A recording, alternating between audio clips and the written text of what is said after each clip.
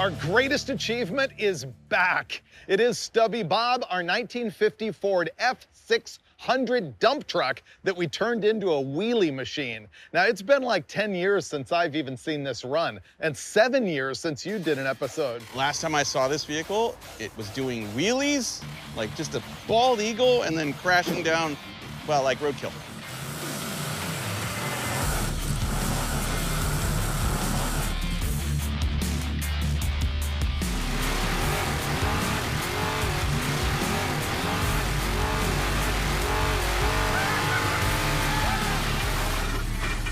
Splat. Broke stuff. Everything. Bent the axle, motor nearly fell out of it, drive shaft did fall out of it. It needs some things. It does. So let's review the build here. First of all, we shortened the thing. See the wheelbase, how it's all dinky? Second of all, we decided to put a 454 big block Chevy in the back with a Wyand 871 supercharger. The transmission is a Gearstar 4L85, and then it's got a V-drive, so the engine is pointing forward, and then the V-drive sends the power backwards to the rear tires, which is a stock axle. In the front, it's just got like a Speedway gasser front axle that's way too flimsy for the truck. Way too light for it. Yeah. Shouldn't be doing wheelies with that. But we're not trying to do wheelies this time. Nope. Sand drag racing. We want to take it on an adventure for this Roadkill. We are driving 300 miles to Yuma, Arizona to try and sand drag this thing. But there is some work that needs to happen first. It has been sitting for 7 years. I'm guessing the carburetors are junk, the fuel tank is full of crud. Drive shaft stented. Is it? Yeah. Oh, yeah. It's the same one. I didn't fell know out. that. Yeah, it actually needs replacing. Maybe look at the front axle. Here's a fun fact to know and tell about Stubby Bob. It was going to be in one of the Fast and Furious movies, and we dropped it off at their shop, and they made us a new motor plate so the engine wouldn't fall out of it. It ended up not being in the movies, but there you go. She's a pusher right now. Yeah. Yeah. Ready to push it in? Yes. There. I'm gonna start by pulling the carburetors and rebuilding them, not because we know they're garbage, but because we know they've been messed with. People have borrowed parts and stuff, so we just wanna make sure that they're okay. And I'm gonna drain the oil, and I'm gonna cross my fingers that there's actually oil to drain. We are working in the new and palatial Hot Rod Garage shop. We no longer have our old shared shop, and so now we're turning this one into a shared shop against their will. Carburetor coming off.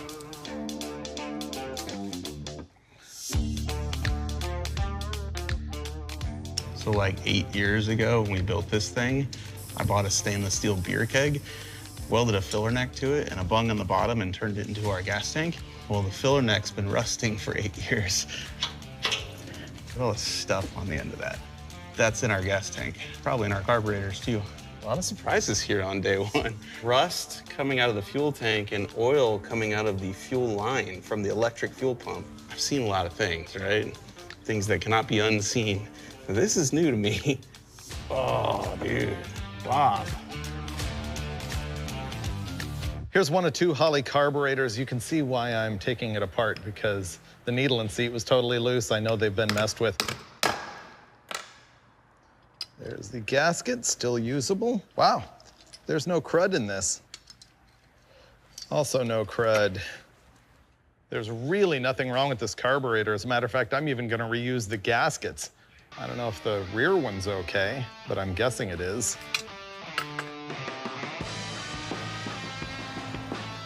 I took apart every fuel line in the entire fuel system, and they're all junk. And when I look down in the tank, it's just way worse than I thought it was. When I tried to hose it out with brake clean, it's not coming out. So I'm gonna do what I don't wanna do, which is remove the keg from the truck. Basically, I'm separating the heart of the beast, taking it out. Gonna do surgery out in the parking lot, clean it as best I can, then put it back in, and then we're gonna have to build all new hoses. Oh, look at the chunks come out of there. Dude. I always wondered when we wheelied Stubby Bob whether this was ever gonna hit the ground, and it comes really close. When all 6 wheels are off the ground, if you watch the video, this comes real close but doesn't actually hit. Gravity was the only thing that stopped that truck from rolling over backwards. Carburetors are done. The only thing I found wrong was the power valve gasket was slipped off the side of one of them. Perfect. I'm starting to refigure out the linkage here. I dropped a little tiny spacer, but watch this. That is stuck. So that's gonna take a little fiddling. Right now, what I'm actually doing is removing the drive shaft because this tried to fall out of the truck the last time Tony and Angelo and I wheelied it. And this banged around in here and never got actually repaired. It just got put back in there. So that groove is gonna be the weak point. And when we go sand drag racing and we do pop a wheelie with max traction, that's where this is gonna break. Ew. Drive shaft coming out. I'm trying to measure for the right U-joint, but it looks like this yoke has been ground on. The little tangs that hold the joint from sliding side to side are gone. So I don't know how successful this is gonna be.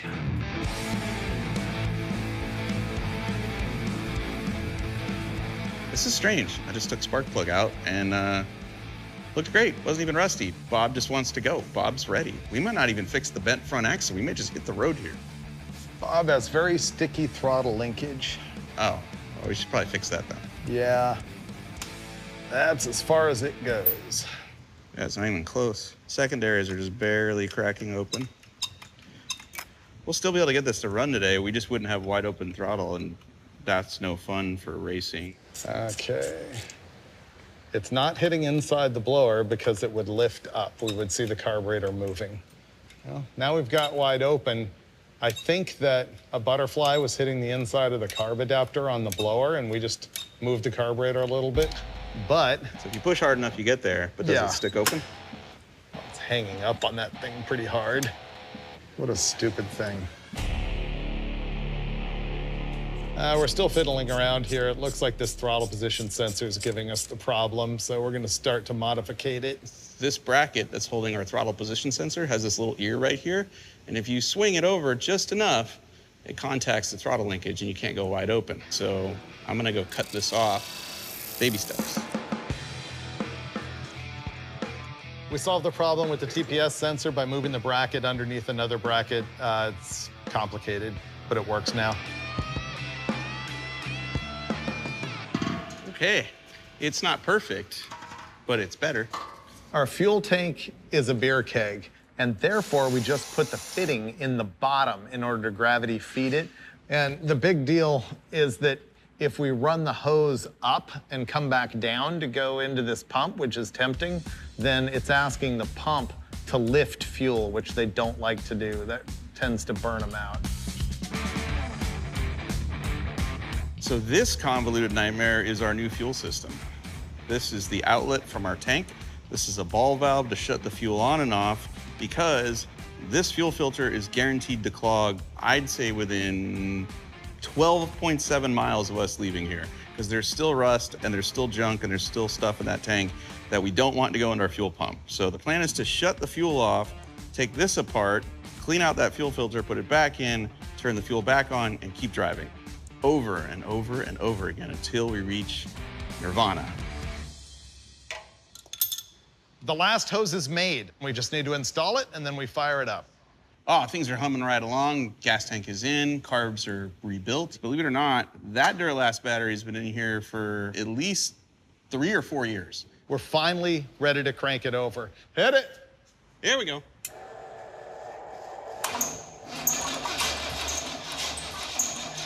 That seems like no spark. So right now, the truck won't start. It cranks, but it doesn't fire. Dave says we have no spark, so I'm trying to figure out why the MSD box is not firing the ignition. And also, our CompuShift transmission controller is not powering up either. Something is stopping us from making noise. No spark. Did you hear a squeak? You think stuff's coming apart? It's cranking really slow. Let me check compression at every hole. Okay.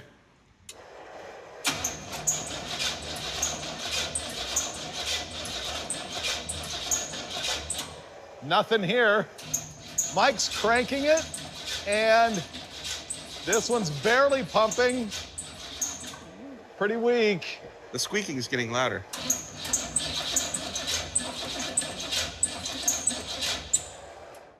You're guessing it might be cranking slowly because something inside the engine is not wanting to spin? Yeah. So after a whole lot of troubleshooting, we have narrowed our problem down to poor wiring on my part. We had wires running through the floor of the truck. They rubbed on the sheet metal, rubbed the insulation off of the wires, which then grounded out our ignition wire, frying our ignition box, I think. And that's why we had no spark. And it's likely we've destroyed the ignition box as a result, so. All right, now we're gonna go to troubleshooting by replacing. So the drag wire next door has this same ignition box on it. We're gonna go steal that and cobble it in here and see if we've got spark. Remember the Dragwar? This is the Roadkill project car that's been around almost since the beginning. It's an XJ12 with a 383 small block Chevy and a 671 supercharger. Kind of notice a theme going on here. This has the ignition box that we need. So I'm gonna scab that off here and we're gonna put it on Stubby Bob and hope that it works. Got it.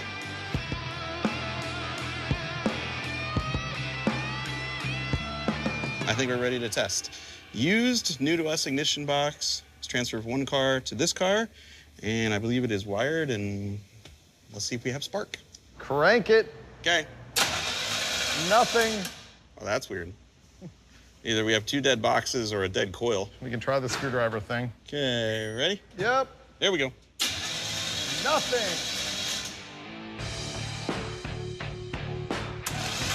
Nope.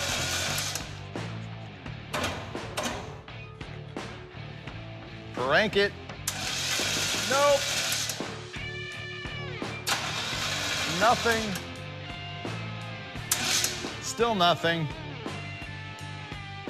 All that work and we got no spark. It's all coming back to me now. Once upon a time, Tony, Angela, and I took a road trip in this truck and the battery exploded while we were driving. And we had to rewire it and relocate it at the side of the highway. So we bolted one battery cable to 7 others, and one of these 7 broke off, and it just happened to be the one for the ignition box. All day long, changing boxes, changing coils. Now we have actual hope because electrical systems like a complete circuit. It's grounded now and it's gonna spark. Ready? Yep. Yes! We got spark, and now we put spark plugs in and we make violence happen. It's gonna run. It's definitely gonna run. Ooh, you're watching at home? Turn up the TV speakers because the neighbors are gonna be upset. In all the cranking, we no longer have the weird squeak inside the engine. We're ready to just fire this thing up.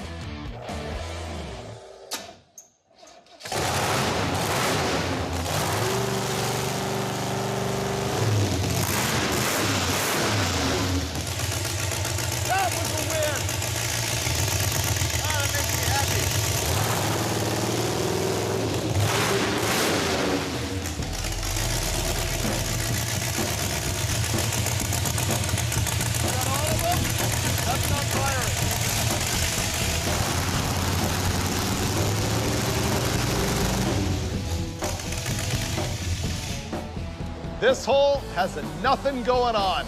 Cold air pumping out of it. Should we take the valve cover off? Sure. It's got broken valve springs or something. All right, let's find out if something is broken. Yes. Oh, okay. We found a bent push rod and a rocker arm that was completely loose. Oh, that is record-breaking right there. That's a keeper.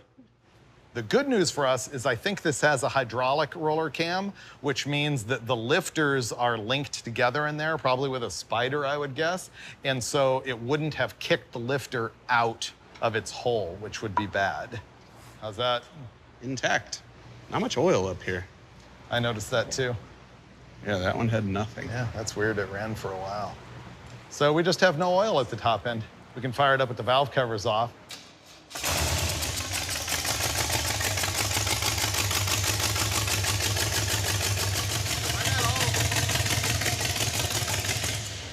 Oh, I just started to get some on this one. I think it's just taking forever because it's idling so low. Yeah.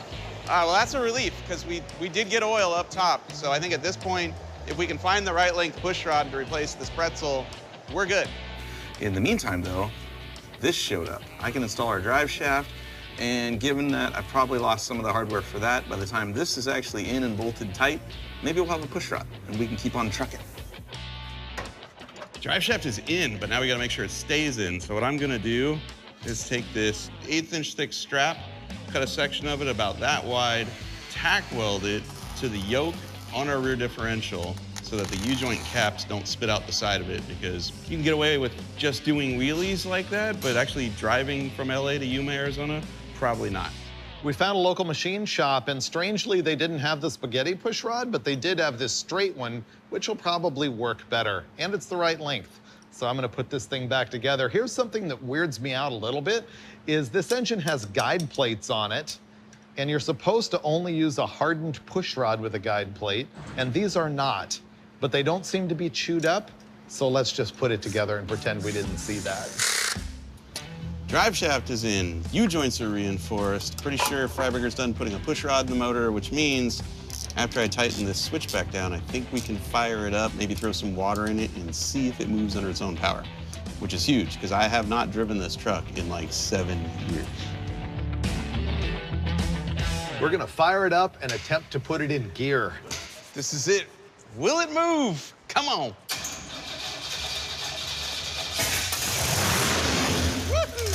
Aha! Reverse. Oh, it goes in reverse. Brakes work. And it goes in forward. That's all we need. We're out of here. Yes! Shut that off. It works. We get to go on a road trip in Stubby Bob. Wow, that was great. I think that cylinder works now. Yes, it does. There was hot, hot heat coming out of that. Stubby Bob lives! Woo! Tomorrow we ride. We're gonna hit the road in this garbage tomorrow morning. We're out of here. We are driving 300 miles to Yuma, Arizona to try and sand drag this thing. I believe that's officially the furthest this truck will have ever gone on a public highway. Sounds right. Yeah. Ignition, fuel. Yep. We are doing it. We're moving. Oh, we're out of the shop now. It's official. Let's drive. Oh, it's official now. We're going forward.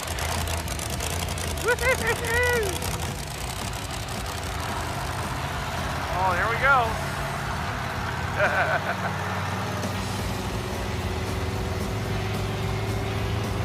The trans is not shifting. Yeah, and the front end is darting all over the place. So the toe is all out? And it wants to pull right really badly. This is sketchy. So not freeway ready, I guess? Definitely not freeway ready. Okay. We're going straight back? Want to get gas first? Yeah. Good news, we're out of the shop. Less good news, the truck's gonna kill us if we drive it on the highway. This wheel has a bunch of positive camber. The top of the tire's sticking out. Both tires are towed in, maybe a little more than they need to be, but it's darting all over the place. It almost feels like it has a combination death wobble, and if you let go of the wheel, it wants to turn right. It looks way worse than it did inside the shop. We're headed back. That pipe's not smoking anymore. Oh, good. So either it stopped firing or it melted everything out.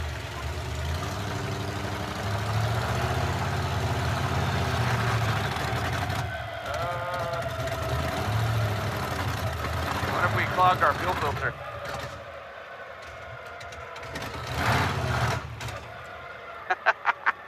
Okay.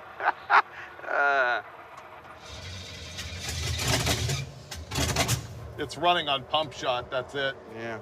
Our electric fuel pump is running, but obviously there's no gas in the carburetors. We're thinking we already clogged the fuel filter. Okay. Oh, dude. Oh. I swear I cleaned this tank out. I mean, I knew there was stuff in there, but I didn't expect that much stuff. Hey, I got an idea. Why don't we just turn the ball valve and dump this into a pan and flush whatever's left in here with the junk fuel that's in there? That'd be pretty good. Oh, so much rust coming out. It's Thursday. We're supposed to be in Yuma, Arizona, 300 miles from here tomorrow night. we still have to go back to the shop because after we get the fuel system right enough to drive 3 blocks, then we have to go put a new front axle in this thing because it won't go down the highway safely, let alone a sand drag strip.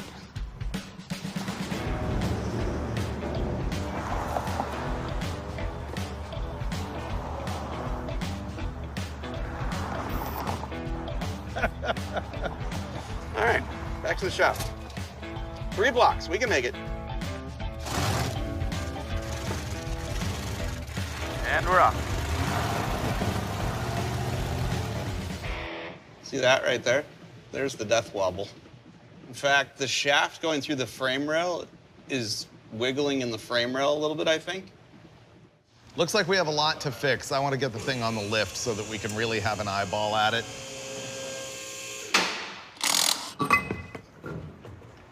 Here's our new axle from Speedway Motors. It is for a gasser type solid axle conversion, and I didn't realize that it says right here on the sticker, it's for a Chevy spindle.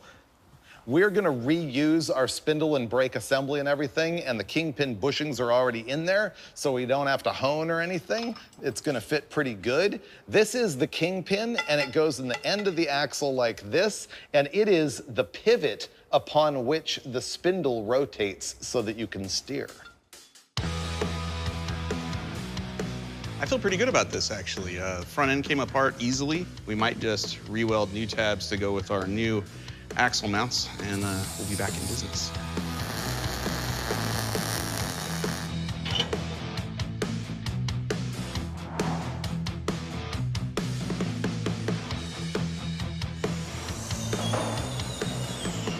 Okay, measuring. We're about to measure the toe angle of the front tires. 60 and an 1/8. Okay, let's check the front one. I think we're there. 3/16 shy of 60. Good enough? Yeah. Done. We are so close to hitting the road again, and I don't know if we'll be successful, but we're gonna put some ATF in the trans and go outside and find out.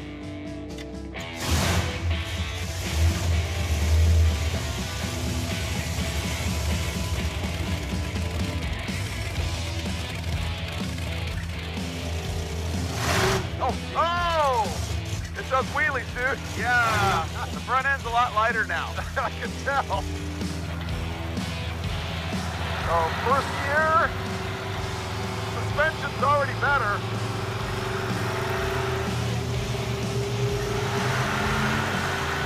That's not shifting. Feels like low. Whoa. All right, let's check it. Go again. There's third. There's fourth. I wonder if the rear end is in low. It must be.